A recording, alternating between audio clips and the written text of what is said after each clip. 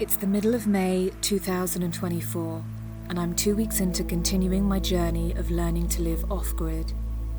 I'm still in the very early stages, and currently the way that I'm living is a bit rough and raw. I feel that there is a constant battle of finding balance between trying to take care of my land and to take care of myself whilst moving the project forward. The weather has set me back a bit. This has been the wettest May that I remember.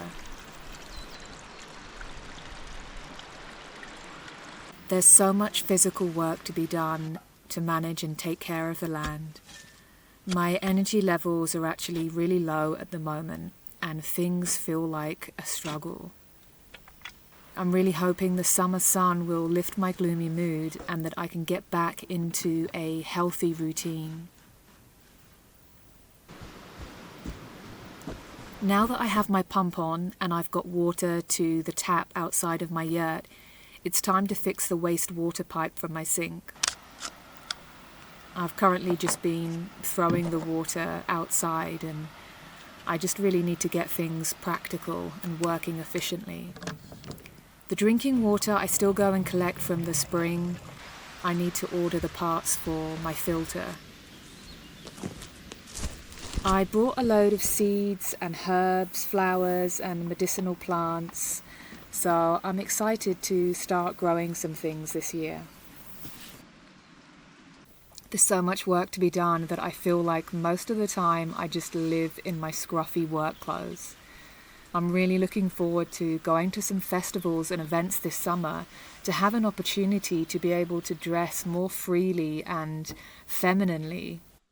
I watch other women like Isabel Page and Eugenia Diaz, who seem to skip around their off-grid lives in white floating dresses, and I wonder, when will I get to the white floaty dress stage? The only part that I manage to hold on to my elegance and femininity is keeping my nails long, manicured and colourful. I've been having problems with my wood chipper. Basically, every bit of machinery that I own has not been working properly. And it's just another reason that I want to get to a point where I don't have to rely on machinery to clear and manage the land, and find a more natural and harmonious way. It turned out it just needed a new spark plug and a bit of TLC, as it hasn't been used for a year. Also, my strimmer has broken again. I'm really doing what I can to try and fix everything myself. Some of the terraces are pretty okay. I can really see the difference on the ones like this where I dug out all the brambles the year before. But in certain areas the grass is higher than my waist. And I'm just a bit annoyed with myself for being away for so long and now creating more work for myself. Every year it seems to come together a little bit more, but the progress just seems too slow. Instead of using this compost heap pile, I decided that I wanted to make an actual compost using these old, partly broken storage boxes. But first I need to build some more shelves in my wood storage and just organise the space much better. I love to explore practicing carpentry skills and making things by myself. I like learning to make things more practical, and I'm not very skilled at carpentry, and I tend to learn a lot from mistakes.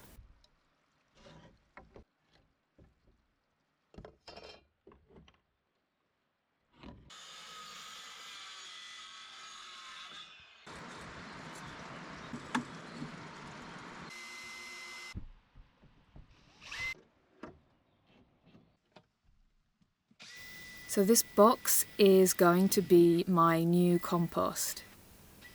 I'm just putting some holes in it first to help with aeration and to encourage the worms to come in. I begin to put layers into the compost and sieve some of the old compost heap.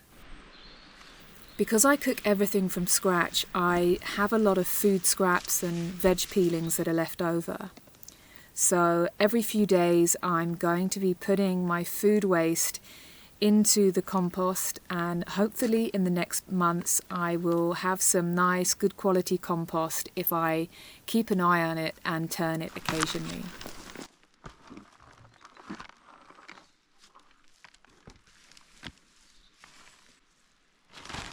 And so the strimming continues. I'm going to be so thankful once I finish and I don't have to strim anymore.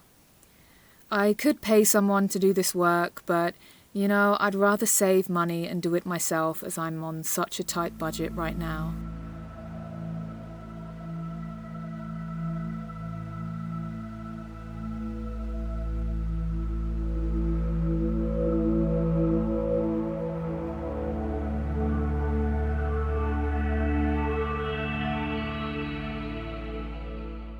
As hard as it sometimes seems to live here, especially in these early stages of things being so rough and raw and doing so much work myself, there are those moments where I do feel truly blessed to be here and be fully immersed in high-grade nature. Afternoon coffee times are a time for contemplation and deciding what task to work on next.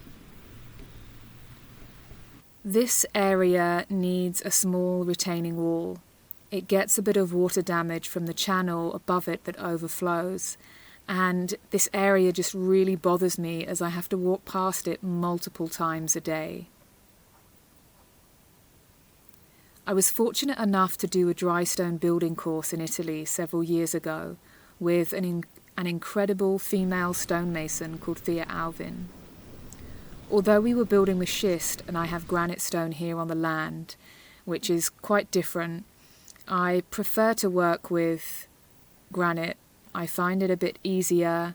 I like the unevenness of granite. It just makes things a little bit more forgiving, and the granite stones are so much bigger, so it just seems to go much quicker.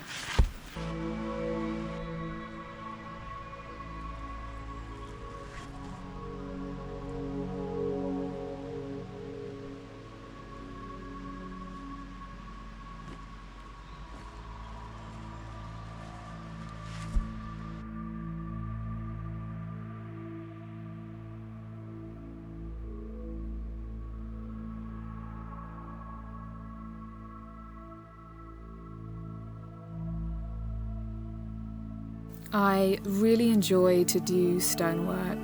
The only part that I don't like is having to go and bring stones from other locations, which is what I was having to do in this case, as there was no stones close by.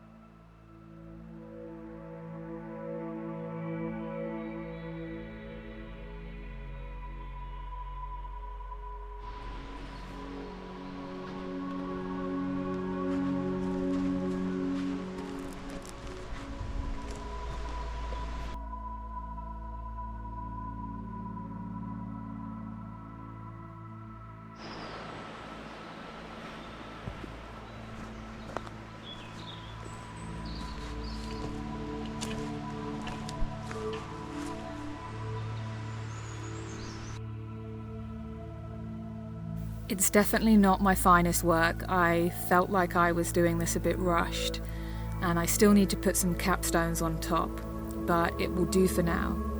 Let's see if it manages to hold with the water damage when the heavy rains comes.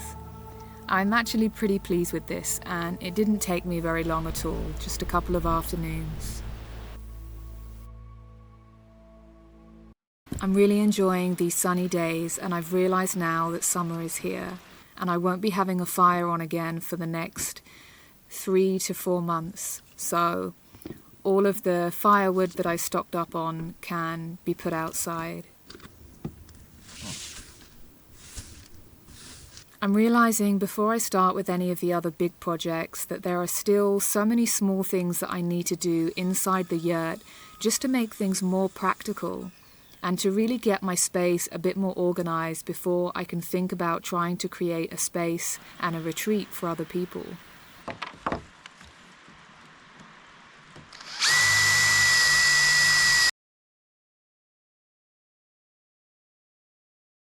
I'm currently adding on some extra pieces onto the shelf on the kitchen that is the plate rack, so that I can put the lids of the pans.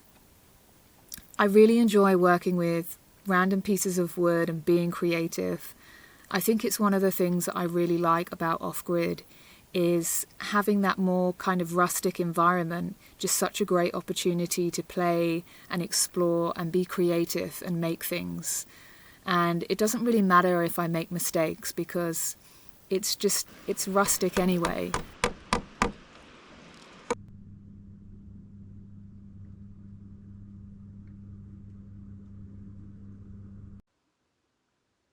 For the first time since I've been back, I finally take a dip in the river. The water is still incredibly cold as it's only coming 2 kilometers from the source. My body still very much needs time to adjust to get back into my regular cold water immersions.